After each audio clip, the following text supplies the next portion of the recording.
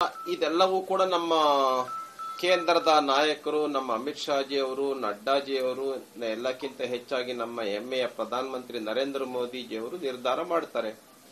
ಯಾರನ್ನು ಬೇಕಾದ್ರೂ ಮುಖ್ಯಮಂತ್ರಿ ಅಲ್ಲಿ ಮಾಡಬಹುದು. ನಿತೀಶ್ ಕುಮಾರ್ ಅವರಂತೂ ನಮ್ಮ NDA ಜೊತೆನಲ್ಲಿ ಒಬ್ಬ ಮಹಾ ಸೈನಿಕನಾಗಿ ನಿಂತ್ಕೊಂಡು ಬಿಹಾರದಾದ್ಯಂತ ಓಡಾಡಿ ಮೋದಿಜಿಯವರು, ಅಮಿತ್ ಶಾಜಿ ಅವರು, ಆಮೇಲೆ ನಮ್ಮ ನಿತೀಶ್ ಕುಮಾರ್ ಅವರು ಸಾಕಷ್ಟು ಸಮಯವನ್ನ ಬಿಹಾರಕ್ಕೆ ಕೊಟ್ಟು ಬಿಹಾರದಲ್ಲಿ 180 ಸೀಟ್ಗಳು ತೋರಿಸ್ತಾ ಇದೆ. 179, 180 ಅಲ್ಲಿವರೆಗೆ ಬರ್ತಾ ಇದೆ ಅಂತ ಹೇಳಿದ್ರೆ ಜನ ಒನ್ ಸೈಡ್ ತೀರ್ಮಾನ ಮಾಡಿದ್ದಾರೆ. ಎಸ್, ಅಭಿವೃದ್ಧಿ ಅಂತ ಹೇಳಿದ್ರೆ NDA, ಬಿಜೆಪಿ, JDU, ಕಾಂಗ್ರೆಸ್ ಮತ್ತೆ RJD ಇವರನ್ನೆಲ್ಲ ನೋಡ್ಬಿಟ್ಟಿದೀವಿ. ಲಾಲೂ ಪ್ರಸಾದ್ ಇಷ್ಟು ವರ್ಷ ಮುಖ್ಯಮಂತ್ರಿ ಇದ್ರು, ಜಂಗಲ್ ರಾಜ್ ಮಾಡಿದ್ರು, ಕಾನೂನು ಸುವ್ಯವಸ್ಥೆ ಸಂಪೂರ್ಣವಾಗಿ ಹಾಳಾಗಿ ಹೋಗಿತ್ತು, ಉದ್ಯೋಗ ಇಲ್ಲ, ಶಿಕ್ಷಣ ಇಲ್ಲ, ಕೈಗಾರಿಕೆಗಳಿಲ್ಲ, ರಸ್ತೆಗಳು ಸರಿ ಇಲ್ಲ, ಮೂಲಭೂತ ಸೌಲಭ್ಯಗಳಿಲ್ಲ. ಈ ತರದ ಒಂದು ನರಕ ರಾಜ್ಯವನ್ನಾಗಿ ಏನ್ ಮಾಡಿದ್ರು. ಇದಕ್ಕೆ ಕಂಟಿನ್ಯೂಯಸ್ ಆಗಿ 4 ಬಾರಿ ಗೆಲ್ಲಿಸ್ತಾರೆ ಅಂತ ಹೇಳಿದ್ರೆ ಸರಿಯಾದ ಮಾರ್ಗವನ್ನ ಇದು ಮಾಡಿದ್ದಾರೆ. ಮತ್ತು ದೀರ್ಘಕಾಲದವರೆಗೆ NDA ಅಧಿಕಾರಕ್ಕೆ ಬರಬೇಕು. ಅವಾಗ್ಲೇನೆ ಬಿಹಾರದಲ್ಲಿ ಒಂದು ಪರಿವರ್ತನೆ, ಬಿಹಾರದಲ್ಲಿ ಒಂದು ಒಳ್ಳೆಯ ಸುಧಾರಣೆ ಆಗತ್ತೆ ಅನ್ನುವಂಥದ್ದನ್ನ ಜನ ಬಹಳ ಯೋಚನೆ ಮಾಡಿನೇ ತೀರ್ಮಾನ ಮಾಡಿದ್ದಾರೆ. ಮತ್ತೆ ರಿಪೀಟೆಡ್ ಆಗಿ ಬಿಜೆಪಿ ಮತ್ತು NDA ಮತ್ತೆ ಅಧಿಕಾರಕ್ಕೆ ತಂದಿದ್ದಾರೆ ಅಂತ ನನಗೆ ಹೇಳೋದಕ್ಕೆ ಬಯಸ್ತೇನೆ.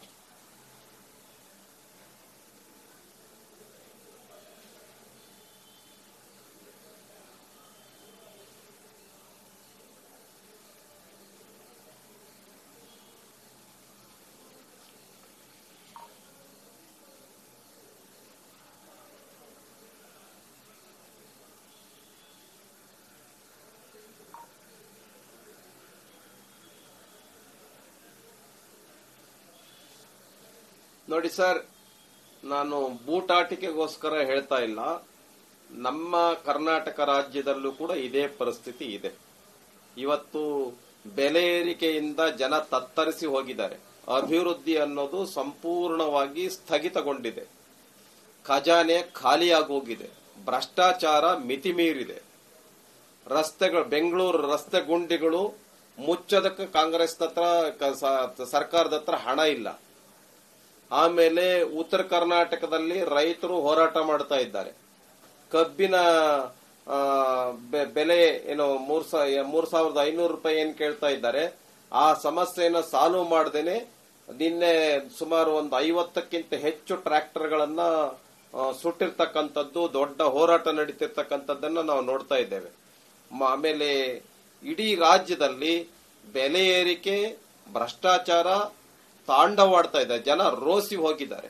ಇಂಥ ಹಿನ್ನೆಲೆಯಲ್ಲಿ ಕರ್ನಾಟಕ ರಾಜ್ಯದ ಜನ NDA ಕಡೆ ಮುಖ ಮಾಡ್ತಾ ಇದ್ದಾರೆ. NDA, ಬಿಜೆಪಿ ಮತ್ತೆ ಅಧಿಕಾರಕ್ಕೆ ಬರಬೇಕು ಅನ್ನುವಂಥದ್ದನ್ನು ಜನ ಬಯಸ್ತಾ ಇದ್ದಾರೆ.